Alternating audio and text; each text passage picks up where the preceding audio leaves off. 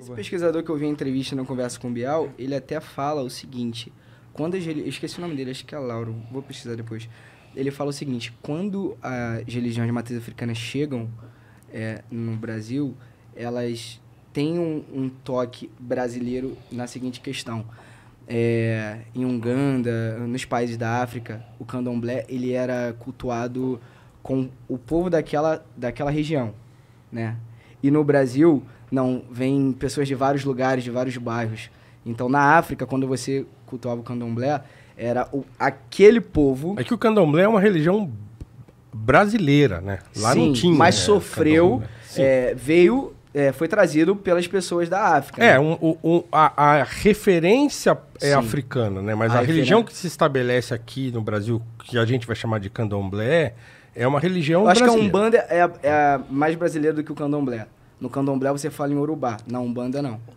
Sim, mas o que eu estou dizendo é o seguinte, lá você não encontra o candomblé lá, em qualquer país da África, essa religião não existe lá. Ela existe aqui com esse nome e tal, que vem com uma série de influências, inclusive dos próprios orixás e tal, sim. Isso é tudo trazido de lá, né? Mas a configuração dessa religião, ela é brasileira.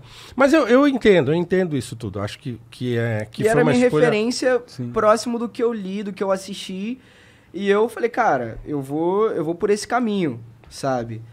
O caminho da luta, o caminho da dor, sabe? De confiar no seu orixá, apesar de não ter nenhuma ligação do Luiz Gama com essas religiões, mas era um caminho que eu acreditava que o brasileiro acredita, né? Tipo, eu falei até, o Paulo, fiz um tweet sobre isso, porque... Existe muita... às vezes a galera pensa em Luiz Gama e algumas pessoas, inclusive, de alguns momentos, não gostam dele porque ele era integracionista, né, mano? Tipo, o Luiz Gama, ele não integracionista, era liberal, era maçom. Todos os abolicionistas, e isso a galera às vezes confunde. Tipo, a abolição não necessariamente significava uma luta antirracista, né? Falando principalmente dos abolicionistas brancos ali. E o fato Tem um partido republicano também que mostra isso. E o fato dele estar brigando no tribunal... significa que ele quer fazer a sociedade funcionar, incluindo as pessoas brancas. Porque, tipo, vocês vão ter que engolir, a gente vai ter que funcionar junto, a sociedade vai ter que acontecer junto.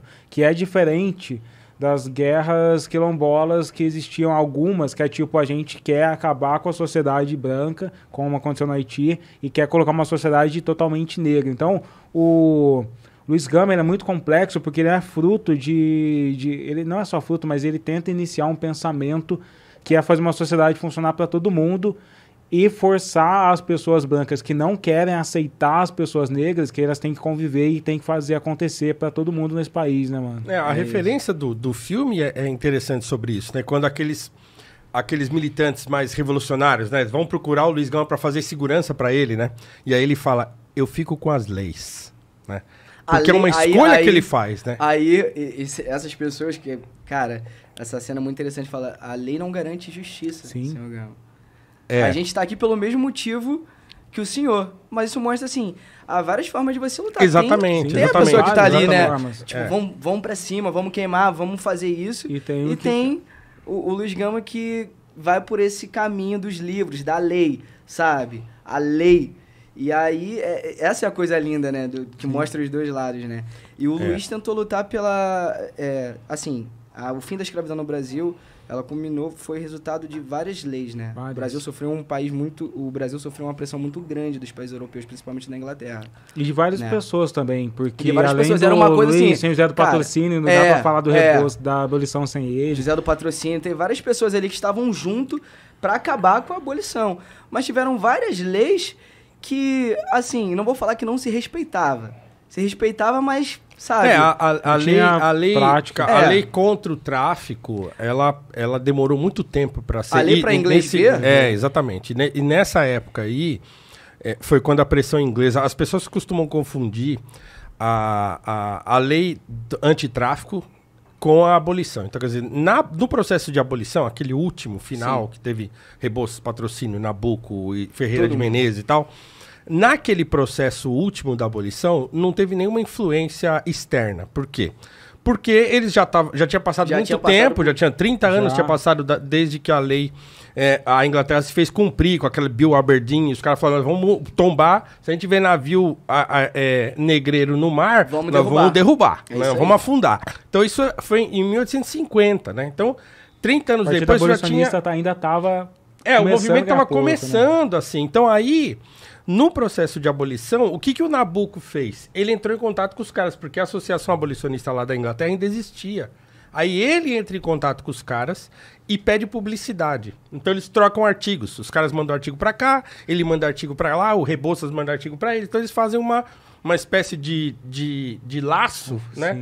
Para se ajudar, né? Então, para divulgar e tal. Então, assim, já não existia mais uma pressão política igual existiu na época do tráfico, né? E ainda tinha aquelas outras associações abolicionistas, como do Ceará, que estavam muito fortes também, né? E eram anteriores, né, inclusive. Lei para inglês ver, ela proibia a chegada de pessoas da África, sabe? E se chegasse, teria que reexportar para o seu país de origem. Mas não se respeitava. E o Luiz Gama lutou para que essa lei fizesse valer, sabe? Então, assim, o fim da abolição, ele tem o resultado de várias leis, né? Tem a lei para inglês ver, tem a lei do ventre livre, sabe? Mas todas essas leis, elas tinham suas condições. Não era assim, vamos fazer uma... Não, tinha suas condições. E não só de leis, mas das revoltas também. Das revoltas, isso aí. Entre 1810 e 1830 foram mais de 30 revoltas. Então, assim, o fim da abolição é o resultado de tudo isso que aconteceu. Sim, de um processo longo, por exemplo, né? teve a lei do ventre livre também, que você nascia livre, né? Mas aí você tinha a questão da indenização. Até os 8 anos, o seu senhor vendia para o Estado, ou ele escolheria ficar até os 21 anos com você com a sua mão de obra. A lei dos sexagenários, que aos 60 anos você era livre. Mas, assim, a expectativa de vida da pessoa era muito baixa. E tinha aquela questão também que, assim, como fiscalizar o país inteiro que é muito difícil, manter as leis? Era muito complicado. E tinha gente que era, assim, como o Pedro, que é o cara que tá no debate com o Luiz Gama na hora do tribunal. Sim. Tinha pessoas que defendiam aquilo, que o Brasil era um filho em crescimento e que acabou... Então, assim, quem que... Tem umas pessoas que ligavam a escravidão com o crescimento econômico, né, cara? E tem pessoas que queriam o fim da abolição, mas que fosse da escravidão, o fim da escravidão, mas de uma forma, tipo, gradual. Tipo assim, não vamos acabar com tudo para não quebrar, sabe?